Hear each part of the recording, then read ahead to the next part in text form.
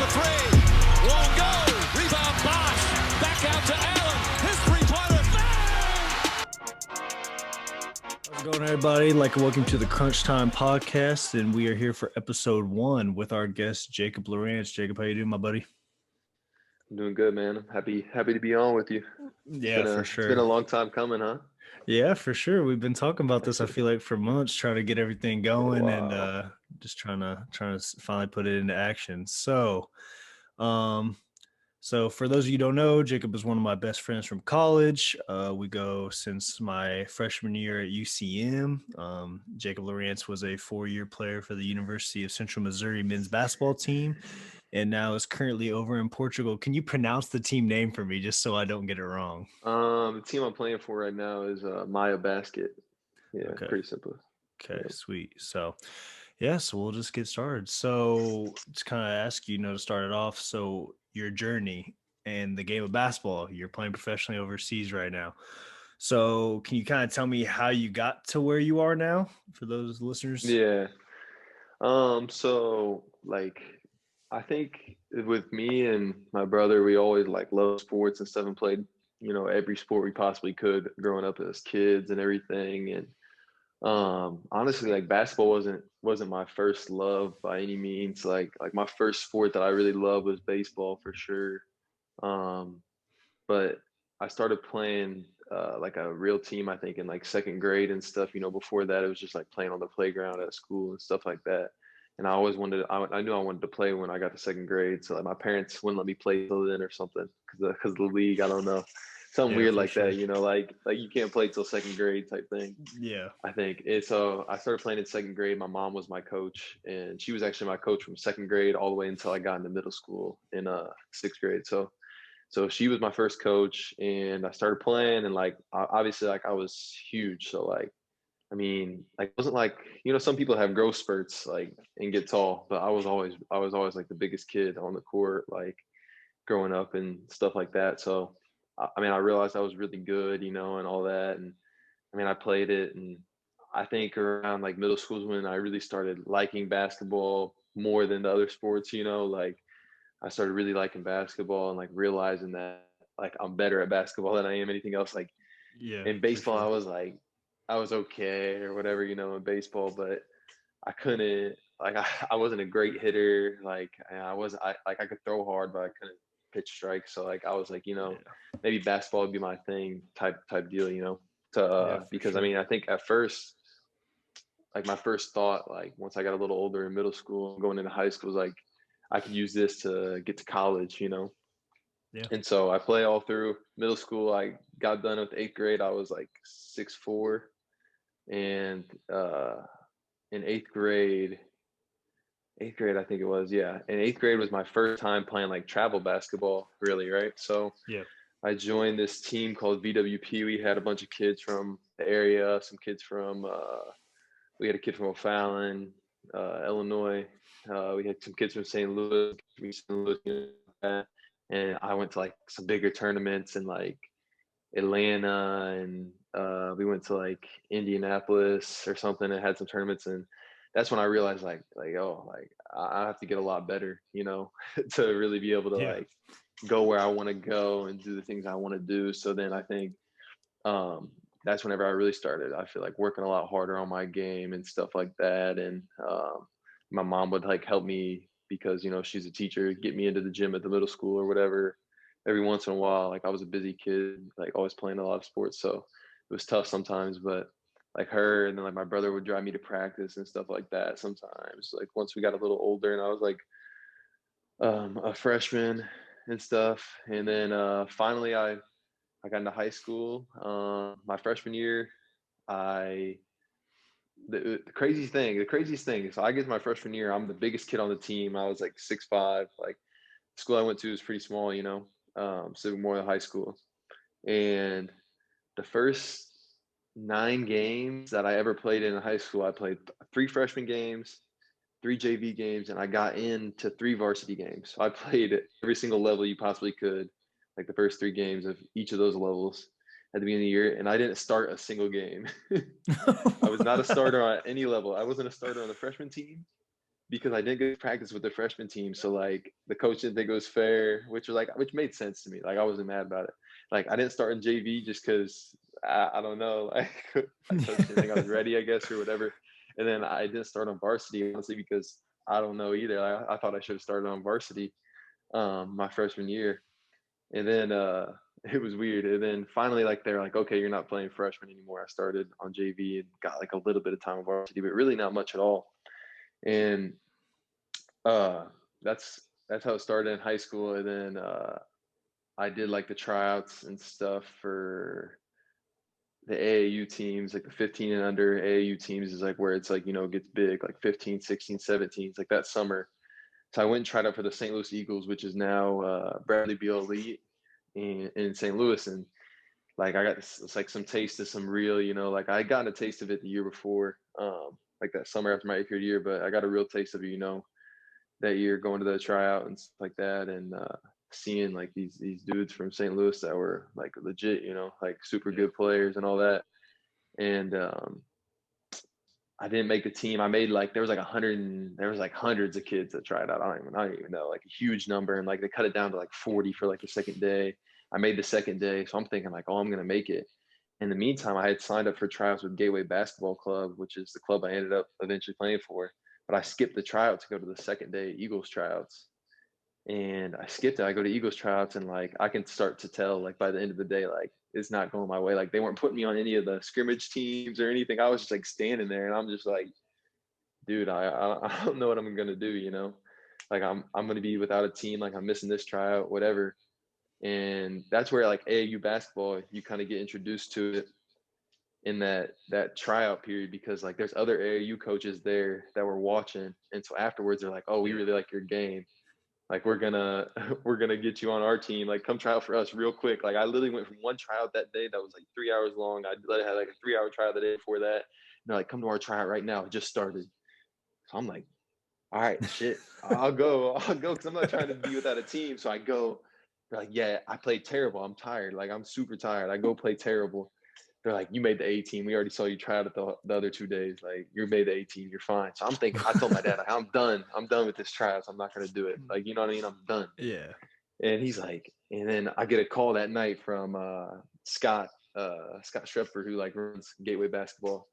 He calls up and is like, I saw your name on the list. And like, we had a guy watching Eagles tryouts. And like, he said, you look really good. Like, why don't you come to the second day of our tryouts, like, even though we already did like our first day cuts, but like we saw you play, come to our second day of our tryouts. And I told my dad, like, I don't even know if I want to do it. But then I was like, you know what, I'm gonna do it. And that was probably the best decision I ever made, because those guys were like great for me and helped me out a lot those 3 years.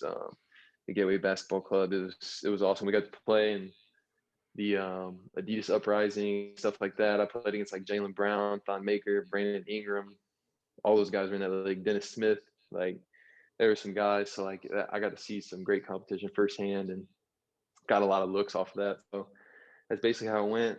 The high school career was fine and everything, but I think AAU is where like, I really got a lot better playing against that higher level of competition for sure. Like you can only get so much competition at Civic Memorial High School. Honestly, like I enjoyed my time there obviously, but you can only get so much out of it, Yeah, for sure. And then, Definitely.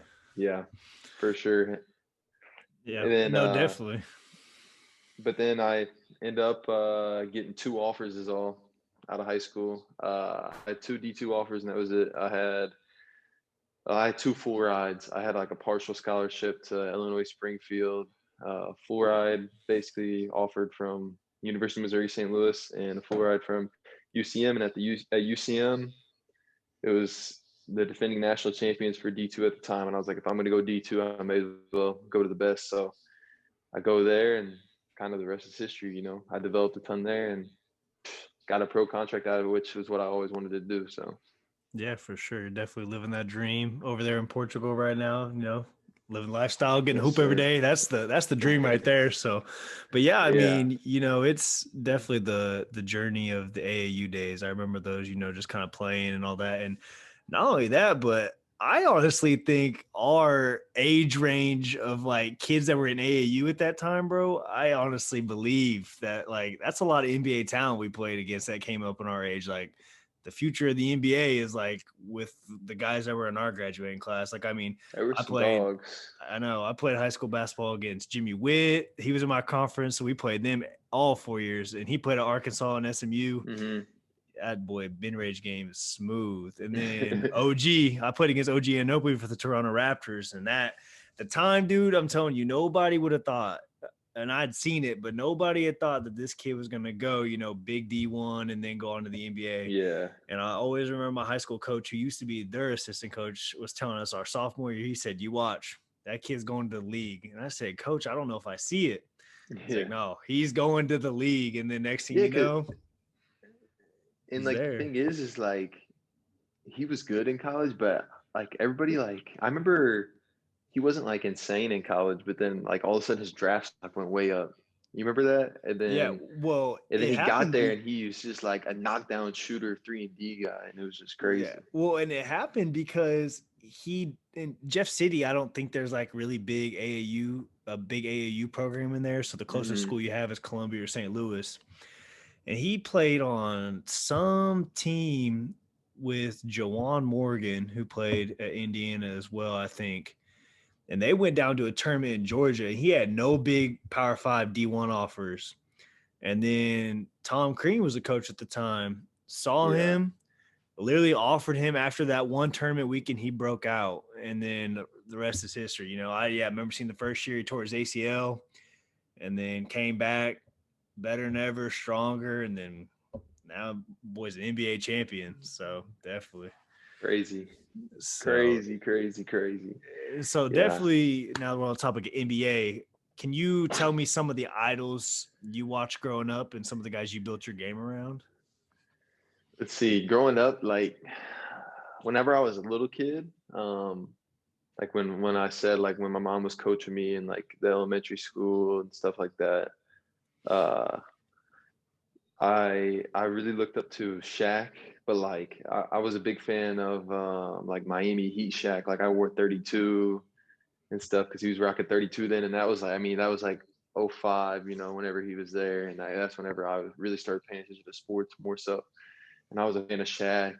Like I had the 32 jersey, like I said, but then like as I got a little older, I started really liking like more skilled bigs because I was like, I like shooting and stuff too. I like dribbling and Yeah. all that. So I started looking at like more skilled guys. Like I started really liking Dirk Nowitzki, and I started really liking Tim Duncan.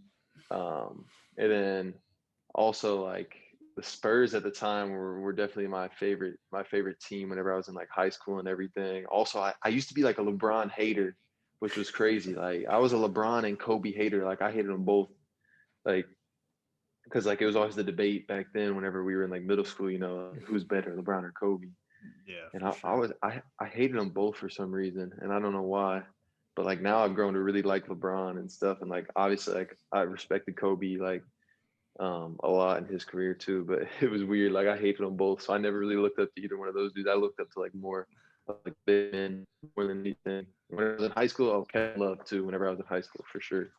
Yeah, for sure. Yeah, definitely. And I kind of think just from watching you play, and I know some of the people at your last team in Spain kind of started calling you a baby Jokic. Got a little bit of Jokic in your game. A big man that can handle the ball, Yeah, a little shoot the bit. three, play make a little bit. So, yeah, man. And the way the game's going now, you started the trend kind of in like the first kind of kid I'd seen in playing college that was play big man, but then also could stretch the floor out there. And especially I think now we're in a three-pointing shooting era. I don't think the Yeah, three for ball is going sure. away anytime soon.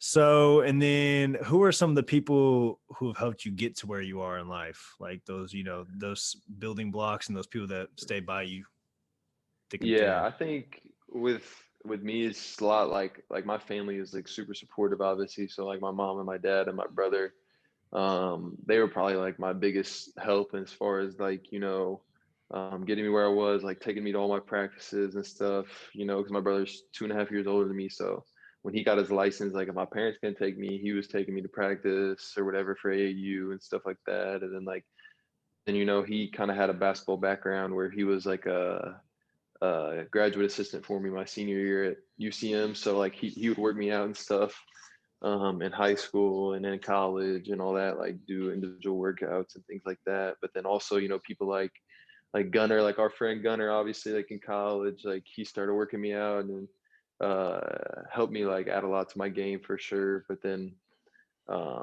as far as like just like emotional and just like being there and being a good friend, like obviously all my friends, like all my friends from Bethalto and my friends from UCM, like all my teammates. Yeah. It's a lot of people, man. It takes a lot to like you got to have a lot of people in your corner. I feel like to really succeed in anything, whether it's basketball, life, anything like that. You don't even like think about the amount of people, like the magnitude of people it takes to get you to where you are. But Yeah. it's a lot of people coming together and helping you out. Yeah, for sure. Definitely. I think, we just got to be thankful for the people that are there because, like once it's all said and done, if, you at the top and then when you fall to the bottom, man, like some people are going to leave you and some people are going to stay. Yeah, So yeah. definitely shows the and true of colors and course stuff. and of course my wonderful girlfriend too. Oh yeah. She Yeah. keeps me sane. Yeah. She Yeah, keeps for me sure. sane. She keeps me sane. Yeah, I bet. It's stressful. I feel like living over there, It by is, man. yourself, and what is like 8 month period, I think, or a little bit around that time. It's Yeah, it depends. So this year, like with COVID and stuff, I didn't really have any offers, so I got over here pretty late in like October. But usually it would be like around August or something for the preseason and all that. And then the leagues usually start around October though. But usually it's like August, like end of August, September is whenever you get here. Stay here through April. So I Yeah, don't know how long it is. about an I eight don't nine know month how period many if you months. get into Yeah, May, depending on your tournament play. I yeah. feel like. It depends. Yeah, this deal I signed now is like only 6 months, so it's a pretty quick one. But I was at home, like I didn't even realize because it felt like with COVID and everything, things were moving so fast. Yeah, But they canceled the season last year in March, like early March, like March 15th, I want to say is whenever I left Spain last year and came home. And I was there from March, April, May, June, July, August, September. I was there for 8 months, which is crazy because like I yeah, thought my off season was going to be 3 months and I was going to be right back on a plane somewhere. And I was at home for 8. Like I couldn't believe it. Like, and it didn't feel like 8. It felt like it was no time at all, but it was a long time at home. It was a long time of like, just like wondering what was going to happen with overseas basketball. Like, what am I going to do? Like, if I don't get any offers, like, it was crazy. It was a crazy off season, honestly. It was yeah, for stressful. sure. But hey, at least you were able to still at least get in the gym, keep putting in the work. Now that's translating Yep. to the court. So, kind of switching gears here a little bit. What's your go-to hooping shoe right now? Go to hooping shoe. Right I know you're now, playing a lot. Yeah. yeah, right this second, I wear like for every game lately. I've been wearing some Pumas actually. Like the Pumas are pretty comfortable. I've been wearing the Puma Clyde hardwood, I think they're called, the low top ones with like Yeah. the leather on them and stuff. Yeah, those are really comfortable. The Puma Clyde courts that I wear sometimes to practice. I wore them in one game, but I played kind of bad, so I don't know if I'm gonna wear them again. Um, and then I also wear the what are they called? The Adidas Crazy Explosive 2017, I think. I've been wearing those. Like I bought those like used off somebody off this Facebook group, and those are fire. I know you're a sneakerhead though. I know you got like a Yeah, million pairs of but shoes. What have you been wearing? What have you it been ain't a wearing? million. It ain't a million, but no, I busted out those Kobe 5 undefeated pack lately. I've been kind of testing the waters in there. I won't wear the white Big pair though Bank, when I huh? hoop because I'm afraid somebody gonna step on them and ruin the color. But those I did get the Kobe Grinches, Kobe 6 Protros. Those are definitely one of my top shoes I've loved hooping in. Um, Definitely that, and then the Converse basketballs, the low tops, those are dumb crazy. I got the Those are the fire. Calibre. Yeah, they're definitely they're I like the definitely way they look. comfy. Yeah, I can't. And there's some dudes, I don't know how PJ Tucker does it, man. This man hoops in retros. He will hoop in anything. And I just don't know how, because some of those retros, they're just too bulky and heavy for me. Have you ever tried? Like, have you hooped in any retros before? Yeah, I Ever? mean, I hooped in some 11s for a couple times, but then I got Okay. too worried about creasing the patent leather. So I was like, I gotta quit doing this I unless I buy a pair dedicated. my freshman year, my freshman year of college, I hooped in the You Air rocked those Jordan 10s, 10 didn't you? double. They had the Air Jordan 10 double nickels, and dude, those are comfortable. Like if you ever get some 10s to like, you could hoop in those. Those are comfortable. Like they're kind of like I don't even remember how heavy they are because I haven't worn them in 5 years, But like they were like the padding on them and stuff was like pretty nice. But the only problem is like the cushioning definitely bottomed out really quick. But Yeah. they look fire to me. Those are maybe my favorite J's, the 10s. Yeah, I was talking to a dude the other day and he was trying to tell me that it kind of makes sense. Like Jordan doesn't make, except for like Russell Westbrook and those guys, like they don't make performance retros anymore. Like unless you like a big time athlete, I feel like they make more quantity over quality for the athletic performance part because it's more of a fashion statement now. I think Jays are definitely 100%. turned into more of the fashion statement shoe. So you got to find like an old pair, I feel like, of retros to like be able to hoop in the performance wise. Plus, it's just like the technology on those is like really old. Like there's so much better stuff that's come out now. I Like, know for sure. like in college, there was a dude that we played against that was hooping in ones, and I was like, "You're hooping in Jordan ones? Like those shoes are from what 80, 85, 85. They 86, got no ankle support. They got no bro." cushioning. Like You're hooping on cinder blocks, bro. Like why are you playing in those whenever it's 2019? Like I don't understand it. yeah, hey, trying to make a statement on the court. Yeah, So trying too hard. so if you could play somebody one-on-one with in the NBA, who would it be? That's currently in the NBA. You're saying just for fun, or like who could I beat, or what? No, What are we it could be saying? however you Like, want. Somebody you just want to play against to see how cold they are, or if you want to actually like, be able to say, I cooked him, he an NBA player, I cooked him, whatever you okay. feeling. I mean, obviously, I think anybody would just like step on the court with like Bron, but like with LeBron, if I were to play him, like he would just like kill me. So I don't know. It wouldn't even be fun. Like it'd be cool to like step on the court with him for sure. Like I don't know. I'm trying to think of somebody like I could beat, because I'm kind of competitive, so I'm gonna try and Oh win. yeah, Like, for sure. like Brown would probably beat me, but I think I think if you get me on the court with like Jared Dudley, maybe I could beat him. Yeah. Yeah, Or Jared like Dudley I or don't know. I'm trying to think of like a better player who I could beat. Like I wanted to say like I don't know, maybe another big man or something, but bro, they're all so big though. Like I would be so you think undersized if I played big in the NBA. Like, you I you don't know. think you think maybe what's his name? Shit. Who are you thinking of? No, I'm trying to think. I'm thinking you could hold maybe like I think you could maybe get PJ Tucker. I mean, he's six I don't five. He's know. 6'5". I mean, it's decent Yeah. size. I just don't know, bro. Like because like okay, so you see PJ Tucker playing the NBA, right? And all he Yeah. does really is play defense, rebound, and stand in the corner and shoot threes. But Yeah. like you catch him against like some normal people, like he's gonna look crazy. Like he probably has handles, like you know what I mean? And he's Yeah, gonna for look sure. insane against a regular dude. I guess I'm a freshman basketball player, but like I don't know. He's still a good NBA, like he's a solid NBA player. Like I don't know. It might be tough. I don't know. But I mean, like he can shoot it for sure. But yeah, I'd have a chance for sure. I'd have a Yeah, chance I in the think so ones. too. Well, especially because I don't think he'd expect maybe you to be able to like take it off the dribble because like you probably got to. I mean, his handle like I don't know. I don't ever see him do no handles in the game, but Yeah, he but he don't can dribble guard much. though. So He might lock me yeah, up. he got that lateral quickness. So regarding though current how we were talking about, like our generation, we was talking about like up and coming guys. I feel like the league's Yeah, like a lot of like young blood now. Who is the next and up and coming superstar that you believe in the NBA? That the isn't already a next. superstar or already defined as a superstar. Yeah. So like, Luca, for example, would be an answer, but like Luca's already like at that level, I feel like. Yeah, I was gonna say Luca's probably already at that level, and like Trey Young's probably already at that level. JT's probably Um, already at that level.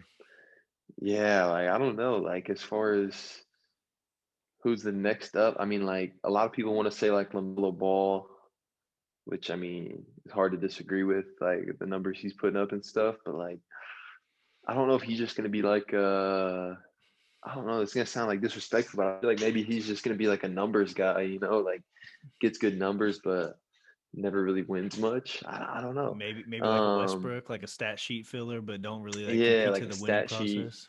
Yeah, I don't know.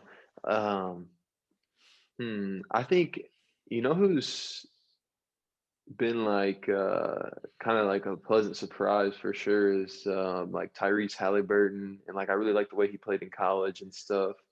Um, and then the kid from the Sixers, Tyrese Maxey. I mean, I like the way he plays. I don't think he'll be a superstar or anything, but I Yeah. think like he'll be like a solid player for years to come Yeah, for he's got sure. a He's pretty pretty good smooth. ISO game. He's got a pretty good ISO game. Yeah, Now, I Tyrese like the way he Halliburton, plays.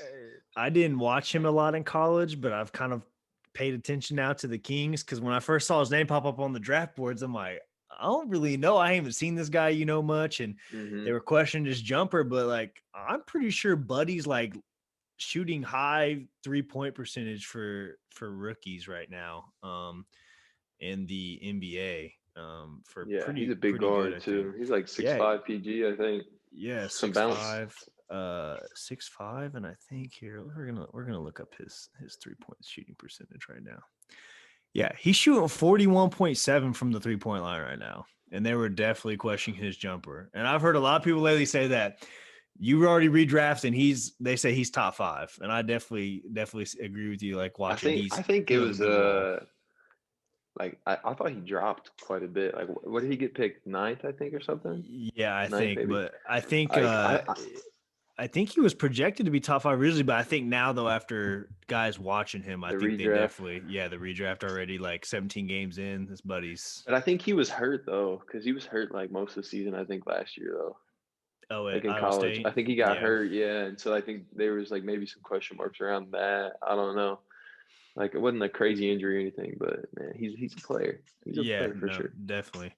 I'd say I don't know. I got a couple little nuances ones just because I think one, I think a lot of people, and obviously he showed out in the NBA Finals last year, and I don't know that he kind of struggled a little bit, but I think Tyler Hero for Okay. sure. He's not your prototypical JJ Redick, Kyle Korver like shooter, Duncan Robinson shooter. Hmm. Like he can take people off the dribble, he can slash to the basket. I mean, that's one tough white boy right there. Definitely be He's killing it. cold. And the other one I'd be saying, just because I seen him play in high school and he's kind of like a little bit here and there, but I think Michael Porter Jr. Michael Porter Jr. definitely has game, and I've seen him play high school. I know he didn't play at Mizzou, and he sat out the first year with the back injury, with that surgery. But definitely, I think in the bubble, he showed that he can play with those guys, and I think the consistency factor is what he's got to get next. But I No mean, he doubt. missed, I think, 10 games because of COVID so far this season. He came back that first game since Christmas, and he dropped the 30 ball.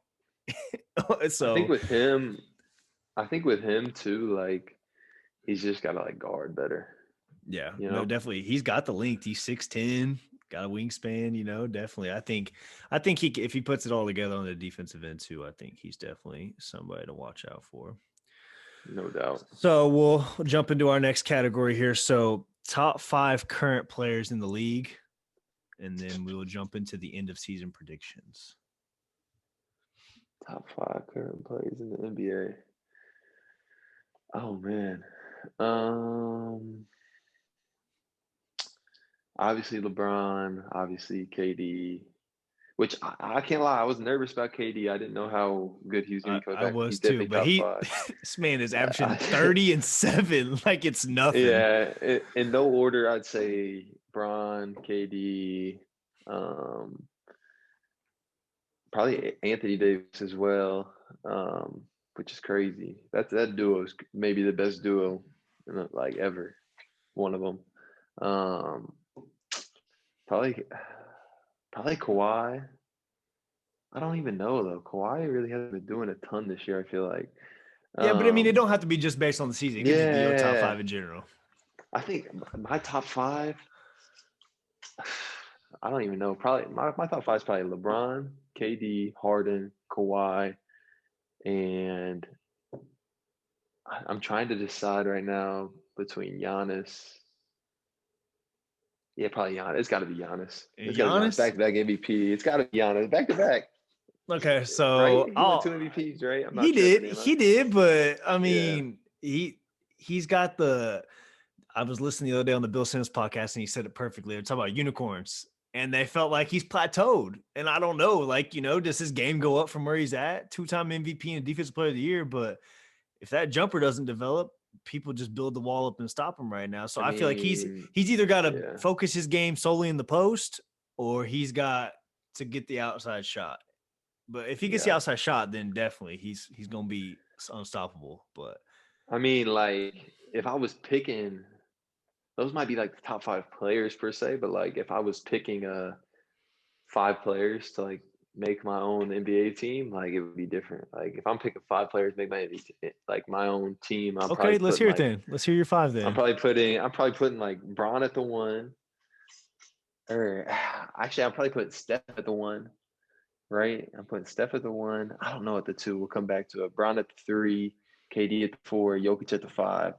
At the 2, honestly, like I don't even think I'd want Harden because we already have like Steph who's kind of ball dominant, and like obviously LeBron's going to be like your main facilitator and stuff. So I don't even know if I'd want Harden in there because he's more of like a ball dominant player. Like I wish Klay Thompson was healthy. I would say him. Well, you could say him. I mean, that could be your. If Klay Thompson was healthy, like I'd probably go with him. Or actually, what I might do is just have like LeBron and KD at the wings, have AD at the 4, and Jokic at the 5 with Steph at the 1. Now that might be a tough team right there. That'd be tough. That'd be huge. That'd be a huge lineup. Your shortest guy is 6'3", and the rest are all 6'8" and up. Yeah. Yeah. No, definitely. I'd say top 5 right now. I'd say LeBron, KD. I'd go Anthony Davis.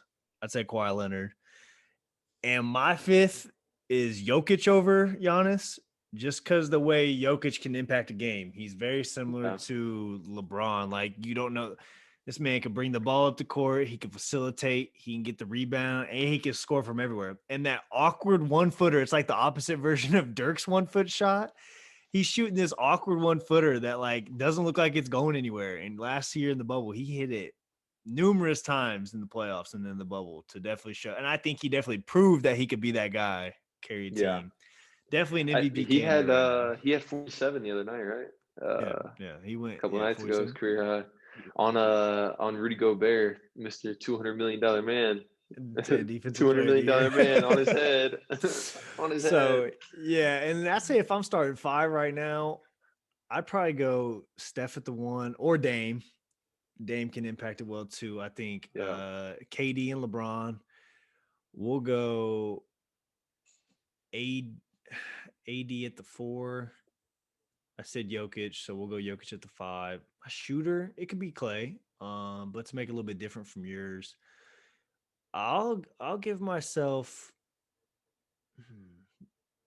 Brad Beal because I feel like he can move off the ball. Okay. He can move off the ball. He doesn't need the ball to isolation and score. He's nice.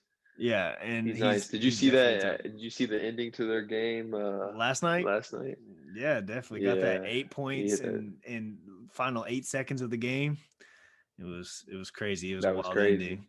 So regarding Brad Beal on the subject, where is the best ideal trade spot for him? I feel bad. Dude's putting his heart and soul, averaging 36.5, and he's on a Wizards team that is like maybe got a total of 4 wins. I don't even know. I have to look that up. Yeah, they're pretty bad, but I think they've won 4 games. 4 games. I just don't know. Like, I don't know. Oh, sorry, it's late over here. I'm tired. No, you're good. I don't know where has like the assets for him and stuff, because the Lakers gave up a lot of their assets, right? Whenever they got AD, so like they don't really have many picks, if I remember right. And like the Clippers, I think, gave up a lot to get PG, and then they gave up some to get what's his name, Morris, right? They traded for Morris at the deadline last year. They gave up some for him too. So like I a lot of people keep saying those two teams, like, because I think those two teams are maybe like who people see as like the main contenders, like coming out of the West and everything. But those two teams don't have The this assets. capital to, like, the assets to offer them, I don't think, So I don't know. Like, I don't really know where a good spot for him to be would be that has like a lot of assets to offer and things like that. I mean, the Lakers, I think, would be the best spot for him to win a ring. Yeah. Because you go out there with him, LeBron, and AD, like, I don't know. That feels like a guaranteed ring to me. I don't know.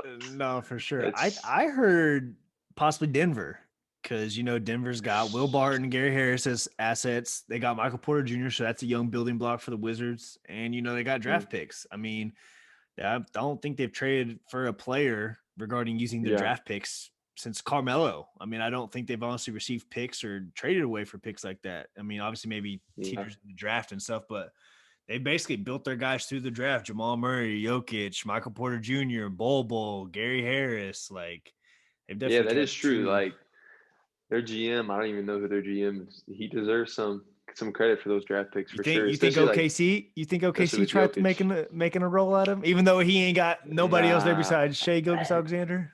No, I don't think they would, because like you could tell they're just like stocking up for their future right now. So I don't think they would trade for him whenever he has like a year left on his contract. Like, yeah, I think so. Like, why would they do that whenever he's gonna leave?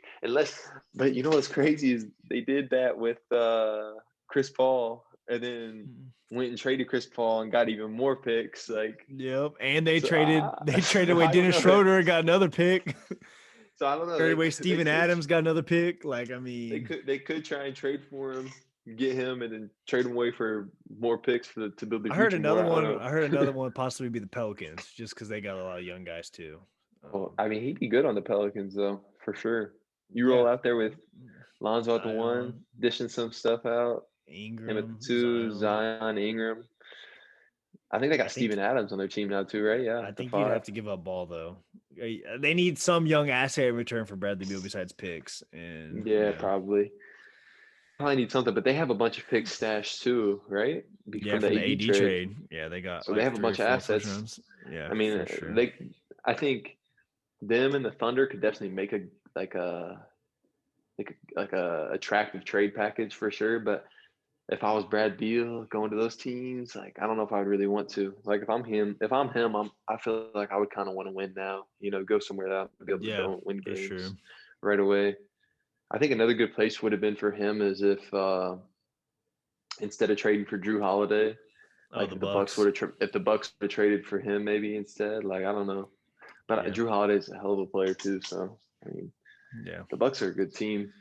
Yeah, definitely. We'll see if they can pull out the East.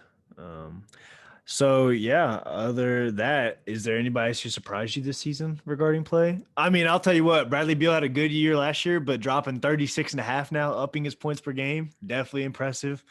John Wall back from injury, definitely is impressed. KD back from injury, definitely impressed so far. Other than that, I don't really know if there's anybody that's been impressive. I think Embiid stayed very healthy so far this year. He's definitely been like dominating. the MVP front runner right now. I think he's averaging like 27, isn't he? So yeah, he's definitely having a good season. I think if he can stay healthy and do the things that he's doing, then like the Sixers are going to look pretty scary, because like I think Shake Milton's averaging like 16 or something. Some people are saying he might be most improved player and stuff like that. So, well, they're number one in the East right now. He's got 28.3 a game, 11.1 rebounds, and 2.8 assists. Yeah, so I think he can stay honestly, healthy, though, I think with Jokic, I don't know if he still is, but earlier this season he was leading the league in assists, and like that was surprising because there's only been one center ever to lead the league in assists, and that was Will. Like way back in the day, Will averaged like 8.6 assists. I think I saw the other day. I was watching a YouTube video.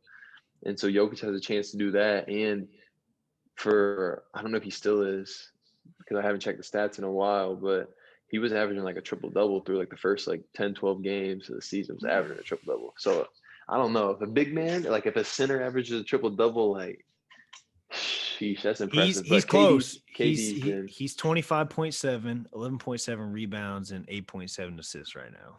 See, his assists went way down. He was averaging like 11 assists at the beginning of the year. Yeah, but But he's hey, shooting 35 from the 3-point line, and he's shooting 57 overall right now, field goal percentage. hey, So not bad, but definitely could good. That's get good those assists. percentages. Yeah, for sure. So, yeah, I don't know. I think those two guys really about it. Zach Levine too. Zach Levine's been averaging like 26.7 or 27 points a game Yeah, for Chicago right now. he's a I scorer. I read a stat the other day. He's the only player since Michael Jordan to average 25, 5, and 5 at least. The only Bulls player For since the Michael Bulls. Jordan. Only Bulls D Rose player didn't since do it. no 5 and He probably 5. didn't average 5 rebounds, huh? No, definitely, but 5 and 5. So Hey, D Rose. D Rose was that. That's actually another player I'd say that like when I was a kid, like I didn't want to be like him because I knew I could never be like him. But like I was like I really liked what he had going on up there in Chicago, especially being from Illinois, like from Southern Illinois. Like that, I mean, that's probably the closest NBA team, and I used to love watching that team play. Like him against Braun in the Heat, like whenever yeah, he was for sure. tough, like that. Those matchups were crazy, and then the Pacers against the Heat, like I don't Yeah. know, like the playoffs used to be more fun almost. I don't know, like I Yeah, don't know, they used to be more it's fun for different me to environment, watch. but we'll Yeah. hope. I think there's a lot of young talent though in the league, a lot of good teams. I think the East and West is more balanced now, so I think it definitely gives you Hmm. better playoff matchups. You're not always predicting, somebody out the West to win every Yeah. year. You definitely got to worry about the guys in the East. So yeah, so to our last category before we wrap this up. So can you give me your MVP prediction, your finals matchup prediction, and who you have winning the NBA finals? My MVP prediction. I'm gonna predict my guy. My guy Jokic is gonna win it. He's Okay. gonna win it this year. He's gonna end the year averaging about 26, 11, and 9, and they got to give it to him. Okay. And then finals matchup, I'm gonna say the Lakers, and I don't. I want to say the Nets, but I don't know, bro. I don't believe in the Nets. I don't believe the hype. I don't believe the hype Did at all. you know? So the I, season ended today.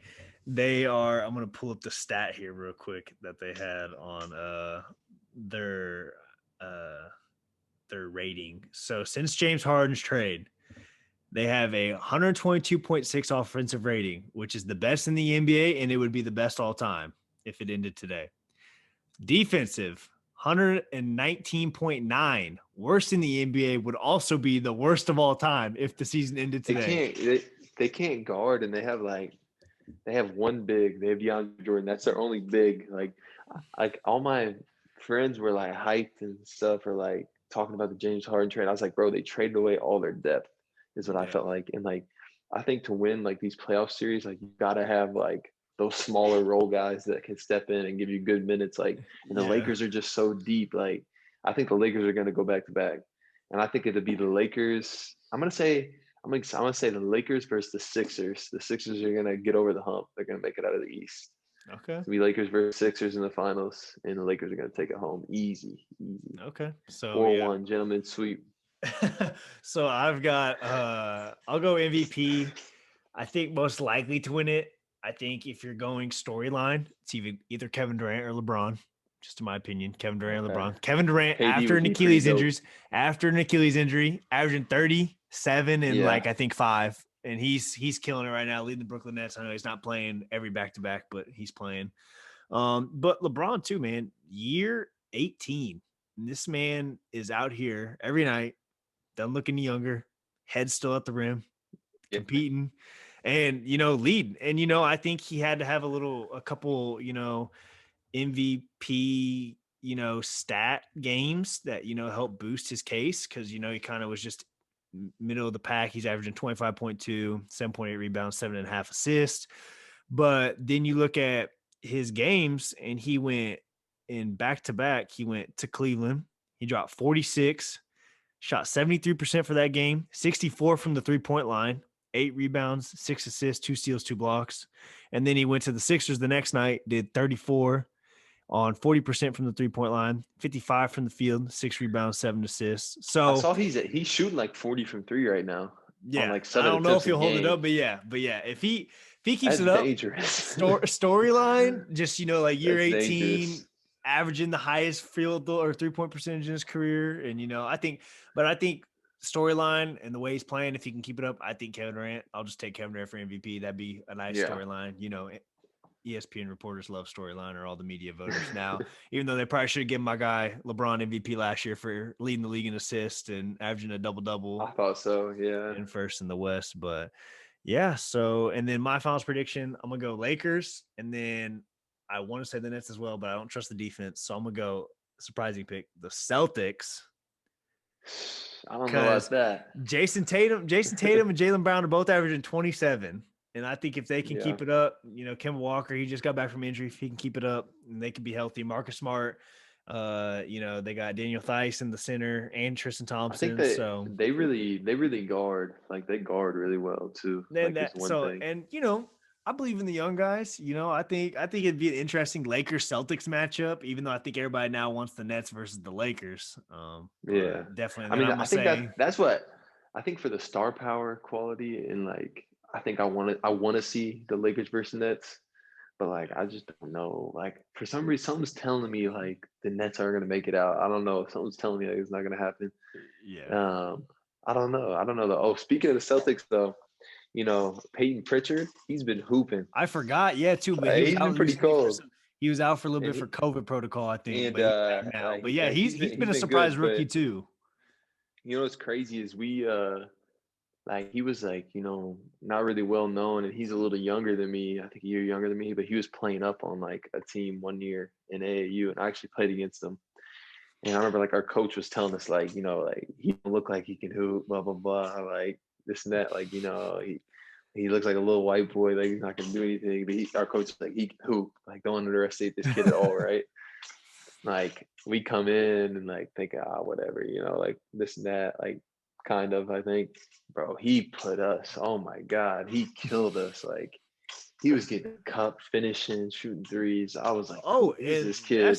That's the thing people don't know. That dude's got handles. And I think he was slept on and didn't get washed much because Oregon really wasn't, they were semi-decent, with Coach Altman. I mean, they were a good team, but Pac-12, if you ain't top ranked, you don't get a lot of, time in there. But he's definitely impressed me so far with the Celtics. And I think he fits the system. I think that's why he's developing so quickly.